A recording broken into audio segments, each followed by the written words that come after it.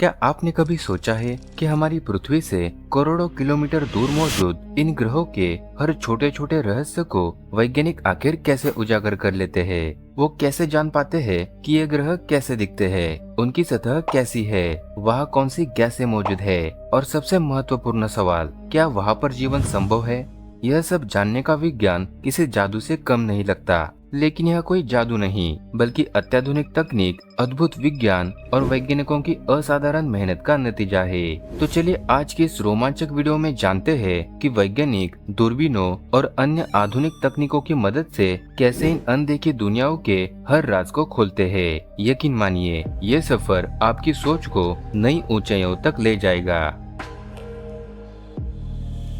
वैज्ञानिक जब ब्रह्मांड के दूर दराज ग्रहों के बारे में जानकारी जुटाने का काम शुरू करते हैं, तो उनकी सबसे पहली और सबसे महत्वपूर्ण उपकरण होती है विशाल और शक्तिशाली दूरबीनें। जब वैज्ञानिकों ने पहली बार दूरबीनों का इस्तेमाल करना शुरू किया, तो वे केवल हमारे सौर मंडल के ग्रहों को देखने और उनका अध्ययन करने तक ही सीमित थे। शुरुआती दूरबीनें, जैसे गैलीलियो द्वारा बनाई गई दूरबीन, केवल ग्रहों की सतह और उनके चंद्रमाओं को देखने की क्षमता रखती थी। उस समय वैज्ञानिक इन ग्रहों की गति, आकार और उनकी सतह की संरचना को समझने का प्रयास करते थे। जैसे जैसे तकनीक विकसित होती गई, दूरबीनें बड़ी और अधिक शक्तिशाली बनती गई। इसके बाद हबल स्पेस टेलीस्कोप और हाल ही में लॉन्च की गई जेम्स वेब स्पेस टेलीस्कोप जैसी दूरबीनें ब्रह्मांड के उन कोनों को भी देखने में सक्षम हैं, जो आज से पहले केवल कल्पनाओं में मौजूद थे। लेकिन ये आधुनिक दूरबीनें आखिर काम कैसे करती है? इन दूरबीनों का मुख्य काम होता है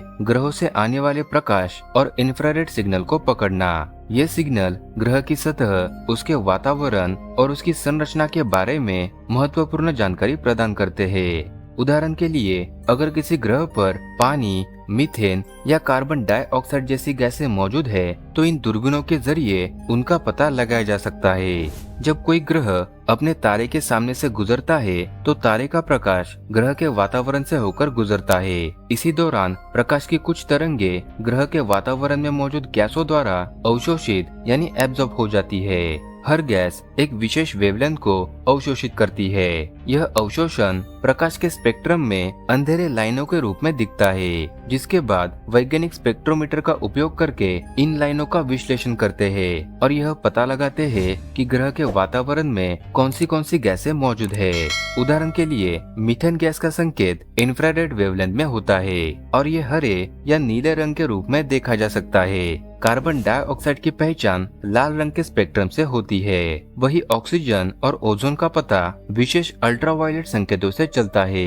ग्रहों में मौजूद गैसें जानने की इस तकनीक को स्पेक्ट्रोस्कोपी कहा जाता है। यह तकनीक वैज्ञानिकों को किसी ग्रह के वातावरण का गहराई से अध्ययन करने में मदद करती है। चलिए अब जानते हैं कि वैज्ञानिक ग्रह के तापमान को कैसे मापते हैं। ग्रह के तापमान का पता उसकी सतह और वातावरण से निकलने वाले इंफ्रारेड रेडिएशन से चलता है। यदि ग्रह का वातावरण ज्यादा ऊर्जा उत्सर्जित करता है, तो इसका मतलब है कि वह गर्म है। इसका स्पेक्ट्रम शॉर्ट वेवलेंथ की ओर झुका हुआ होता है। वही ठंडे ग्रह कम ऊर्जा उत्सर्जित करते हैं और उनका स्पेक्ट्रम लॉन्ग वेवलेंथ की ओर झुका होता है। ऐसे ठंडे ग्रह अक्सर वैज्ञानिकों की उत्सुकता बढ़ाते हैं, क्योंकि ऐसे ग्रह पर बर्फ और पानी होने की संभावना अधिक होती है। ऐसे में वैज्ञानिक ग्रह पर जलवाष्प यानी वाटर वेपर्स और बर्फ की खोज शुरू करते हैं। वैज्ञानिक जलवाष्प की पहचान स्पेक्ट्रोस्कोपी तकनीक से ही करते हैं। जब कोई ग्रह अपने तारे के सामने से गुजरता है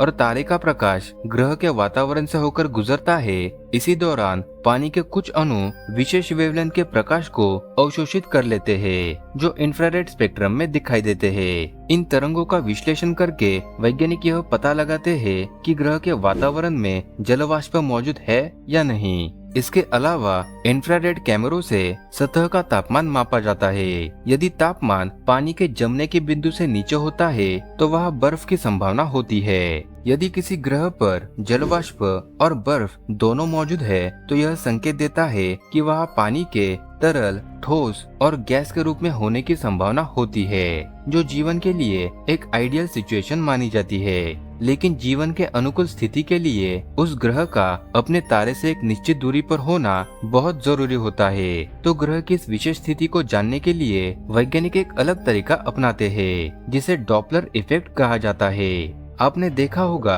कि जब कोई ट्रेन आपके पास से गुजरती है तो उसकी सीटी की आवाज पहले तेज और फिर धीमी हो जाती है। इसे ही डॉपलर इफेक्ट कहा जाता है। ठीक इसी सिद्धांत का उपयोग वैज्ञानिक ग्रहों और तारों के अध्ययन में करते हैं। जब कोई ग्रह अपने तारे के चारों ओर घूमता है तो उसकी गति तारे के प्रकाश पर प्रभाव डालती है। जब ग्रह तारे के करीब आता है तो तारे से आने वाले प्रकाश की तरंगे घनी हो जाती है, जिससे प्रकाश का रंग नीले ब्लूइश की ओर झुकता है। और जब ग्रह तारे से दूर जाता है तो तरंगे फैलने लगती है, जिससे प्रकाश रेड शिफ्ट की ओर झुकता है। तारे के प्रकाश में होने वाले ये बदलाव बताते हैं कि ग्रह किस प्रकार की कक्षा में घूम रहा है।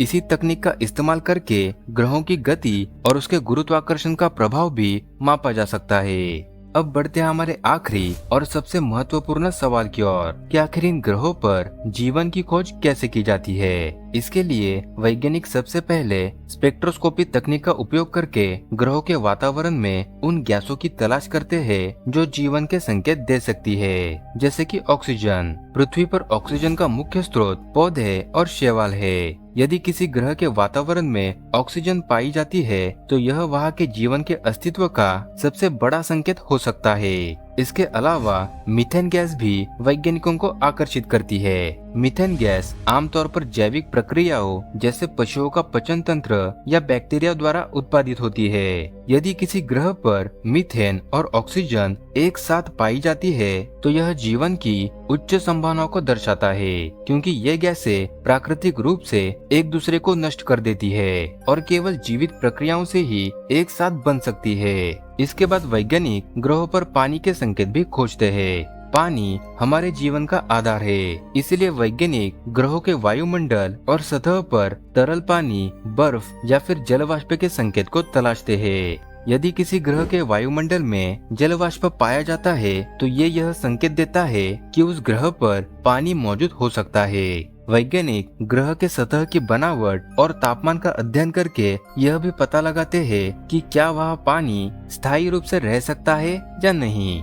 ग्रहों का तापमान अक्सर ग्रह और उसके तारे के बीच के दूरी पर निर्भर होता है और इसे जांचने के लिए वैज्ञानिक हैबिटेबल जोन स्थिति का अध्ययन करते हैं। जैसा कि हम जानते हैं कि हैबिटेबल जोन उस क्षेत्र को कहते हैं जहां ग्रह अपने तारे से इतनी सही दूरी पर स्थित होता है कि वह जीवन के लिए अनुकूल परिस्थितियां बन सके। इस क्षेत्र में ग्रह पर न तो बहुत ज्यादा गर्मी होती है जिससे पानी वाष्प बन जाए और न ही इतनी ठंड होती है कि पानी बर्फ में बदल जाए।